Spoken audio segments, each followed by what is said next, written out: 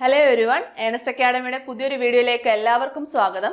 അപ്പം നമ്മൾ ഇന്ന് വന്നിരിക്കുന്നത് നമ്മൾ കേരള PSCയുടെ ഇപ്പോഴത്തെ എക്സാംസ് എടുത്ത് നോക്കുകയാണെങ്കിൽ അതിന്റെ പാറ്റേണിലൊക്കെ ഒരു ചേഞ്ചസ് വന്നിട്ടുണ്ട്. അപ്പം ആ ചേഞ്ചസ് എന്തൊക്കെയാണെന്ന് നിങ്ങളിലേക്ക് എത്തിക്കുകയാണ് നമ്മൾ ഈ വീഡിയോയിലൂടെ. അപ്പം നമുക്ക് വീഡിയോയിലേക്ക് പോകാം.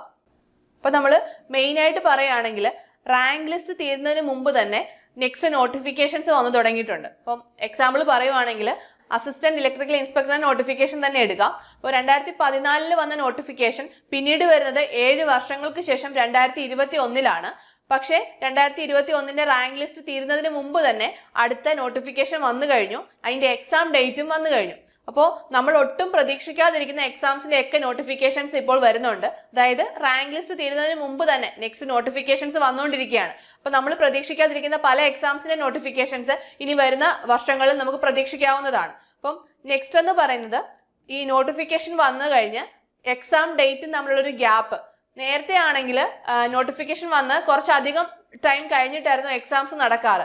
പക്ഷെ ഇപ്പോൾ നമ്മൾ നേരത്തെ പറഞ്ഞ അസിസ്റ്റന്റ് ഇലക്ട്രിക്കൽ ഇൻസ്പെക്ടറിന്റെ നോട്ടിഫിക്കേഷന്റെ കേസ് തന്നെ എടുക്കുകയാണെങ്കിൽ നോട്ടിഫിക്കേഷൻ വന്നു വിത്തിൻ 6 മാസത്തിനുള്ളിൽ തന്നെ, 6 മാസം പോലും എത്തുന്നതിന് മുമ്പ് തന്നെ എക്സാം ഡേറ്റും വന്നിരിക്കുകയാണ്. അപ്പോൾ പൊതുവെ എല്ലാ പാറ്റേണിലും ഒരു ചേഞ്ചസ് വന്നിട്ടുണ്ട് PSCക്ക്. അതേപോലെ പരീക്ഷയുടെ നിലവാരത്തിലുള്ള മാറ്റം. അതായത് നേരത്തെ നമ്മൾ പറയുന്ന സ്ഥിരമായിട്ട് പറയുന്ന ഒരു കാര്യമാണ് previous year question papers work out ചെയ്ത് കഴിഞ്ഞാൽ നമുക്ക് ഉറപ്പായിട്ടും റാങ്ക് ലിസ്റ്റിലേക്ക് എത്താമെന്നുള്ളത്. പക്ഷേ അതൊരു ഫാക്റ്റ് ആണെങ്കിൽ കൂടി ഇപ്പോൾ അത് മാത്രം പഠിച്ചുകൊണ്ട് മാത്രം നമുക്ക് റാങ്ക് ലിസ്റ്റിലേക്ക് എത്താൻ സാധിക്കില്ല. നമ്മൾ കുറച്ചുകൂടി അപ്ഡേറ്റഡ് ആയിട്ട് കുറച്ച് ഗേറ്റ് ലെവൽ ക്വസ്റ്റ്യൻസ് ഒക്കെ വർക്ക്ഔട്ട് ചെയ്താൽ മാത്രമേ നമ്മൾ റാങ്ക് ലിസ്റ്റിലേക്ക് എത്തുകയുള്ളൂ. അപ്പോൾ ആ രീതിയിൽ നിങ്ങളുടെ പ്രിപ്പറേഷൻസ് കൊണ്ടുപോയെങ്കിൽ മാത്രമേ നിങ്ങൾക്ക് റാങ്ക് ലിസ്റ്റിൽ ഇടം നേടാൻ സാധിക്കുകയുള്ളൂ. അതേപോലെ നെക്സ്റ്റ് പറയുകയാണെങ്കിൽ അപേക്ഷകരുടെ എണ്ണം കുറഞ്ഞു. അതായത് നമ്മൾ ആപ്ലിക്കേഷൻസ് സബ്മിറ്റ് ചെയ്താലും കൺഫർമേഷൻ കൊടുക്കാൻ മറന്നു പോകാറുണ്ട്. അങ്ങനെ നമ്മുടെ ആപ്ലിക്കേഷൻ റിജക്റ്റ് ആവാറുണ്ട്. പിന്നീട് ഈ നോട്ടിഫിക്കേഷൻസ് വരുന്നതൊന്നും ഇപ്പോൾ അസിസ്റ്റന്റ് ഇലക്ട്രിക്കൽ ഇൻസ്പെക്ടറിന്റെ നോട്ടിഫിക്കേഷൻ വന്നതൊക്കെ ചിലർ അറിയാതെ പോയിട്ടുണ്ടാവും. കാരണം ഇപ്പോഴേ അതിന്റെ നോട്ടിഫിക്കേഷൻ വരത്തില്ലല്ലോ എന്ന് കരുതിയിട്ട് അതൊന്നും ശ്രദ്ധിക്കാതെ വിട്ടുപോകുന്നവരുണ്ടാവും. അപ്പോൾ അങ്ങനെ പല എക്സാംസിന്റെ നോട്ടിഫിക്കേഷൻസ് വരുന്നത് അറിയാതെ പോകുന്നവരുണ്ട്. അതേപോലെ അപ്ലൈ ചെയ്തിട്ട് കൺഫർമേഷൻ കൊടുക്കാൻ മറന്നു പോകുന്നവരുണ്ട്. അങ്ങനെ ഒരുപാട് പേരുടെ അവസരം നഷ്ടമാവുന്നുണ്ട്. അപ്പം അപേക്ഷകരുടെ എണ്ണം വളരെ കുറവാണ്. ഇപ്പൊ നമ്മൾ ഓരോ എക്സാംസ് എടുത്ത് നോക്കിയാൽ തന്നെ ഇപ്പം അസിസ്റ്റന്റ് ഇലക്ട്രിക്കൽ ഇൻസ്പെക്ടറിന്റെ കേസിൽ പറയുവാണെങ്കിൽ 10,000-ഓളം പേര് മാത്രമാണ് ഇപ്പോഴും അപ്ലൈ ചെയ്തിരിക്കുന്നത്. പക്ഷെ അതിന്റെ കൺഫർമേഷൻ ഡേറ്റ് കഴിയുമ്പോഴത്തേക്ക് അതിലും താഴെ വരും. ഇപ്പോൾ അതിന് തയ്യാറെടുക്കുന്നവർക്ക് അതൊരു നല്ല കാര്യമാണ്. കാരണം നിങ്ങളുടെ മുന്നിലുള്ള കോമ്പറ്റീഷൻ കുറയും. ഇപ്പോൾ കോമ്പറ്റീഷൻ കുറയുമ്പോൾ നിങ്ങൾക്ക് അത്രയും കൂടി റാങ്ക് ലിസ്റ്റിൽ എത്താനുള്ള ഒരു ചാൻസ് അവിടെ കൂടുകയാണ് ചെയ്യുന്നത്.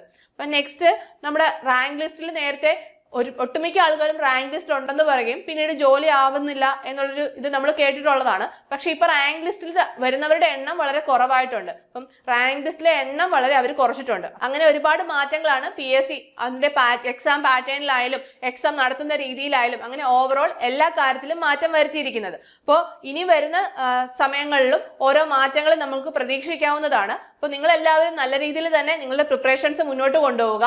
ഇപ്പോൾ നമ്മളിപ്പോൾ നോട്ടിഫിക്കേഷൻ വരില്ല എന്ന് കരുതിയിട്ട് നമ്മൾ അപ്ഡേറ്റുകളൊന്നും നോക്കാതെ ഇരിക്കരുത്. നമ്മൾ കൃത്യമായിട്ട് അപ്ഡേറ്റുകൾ ചെക്ക് ചെയ്തുകൊണ്ടിരിക്കുക. അപ്പോൾ നമ്മുടെ ചാനലിൽ തന്നെ ഏതൊരു നോട്ടിഫിക്കേഷൻ വന്നാലും നമ്മൾ അതിന്റെ വീഡിയോ ചെയ്യാറുണ്ട്. അപ്പോൾ നിങ്ങൾ അതൊക്കെ ഒന്ന് ശ്രദ്ധിക്കുക. അപ്പോൾ നിങ്ങളുടെ ഒരു അവസരവും മിസ്സാവാതെ ഇരിക്കും. നെക്സ്റ്റ് നമ്മൾ പറയുകയാണെങ്കിൽ ഇപ്പോൾ PSC എക്സാമിന്റെ ടൈമിൽ ചെറിയൊരു മാറ്റം വരുത്തിയിട്ടുണ്ട്. അപ്പം അത് നോക്കുകയാണെങ്കിൽ 1/9/2025 മുതൽ കേരള PSC നടത്തുന്ന പരീക്ഷകളുടെ ID ആൻഡ് അഡ്മിഷൻ ടിക്കറ്റ് വേരിഫിക്കേഷനുള്ള സമയം 30 മിനിറ്റ് എന്നത് 20 മിനിറ്റായി ചുരുക്കുകയും രാവിലെ ആരംഭിക്കുന്ന പരീക്ഷകളുടെ സമയം 7:15 എന്നത് 7 മണിയായി മാറ്റുകയും ചെയ്തു.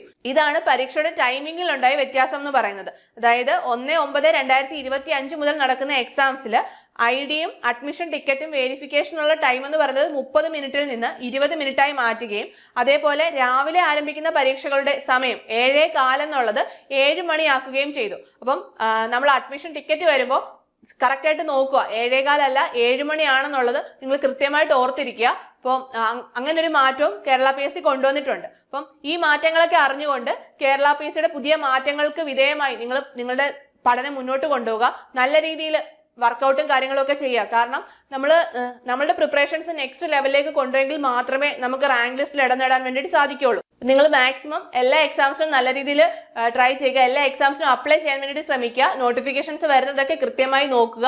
അപ്പം അപ്ലൈ ചെയ്യാൻ പറ്റുന്ന എക്സാമുകളൊക്കെ അപ്ലൈ ചെയ്ത് ആ എക്സാംസ് ഒക്കെ അറ്റൻഡ് ചെയ്യാൻ വേണ്ടിയിട്ട് ശ്രമിക്കുക. അപ്പം അടുത്തൊരു വീഡിയോയുമായി വീണ്ടും കാണാം. All the best.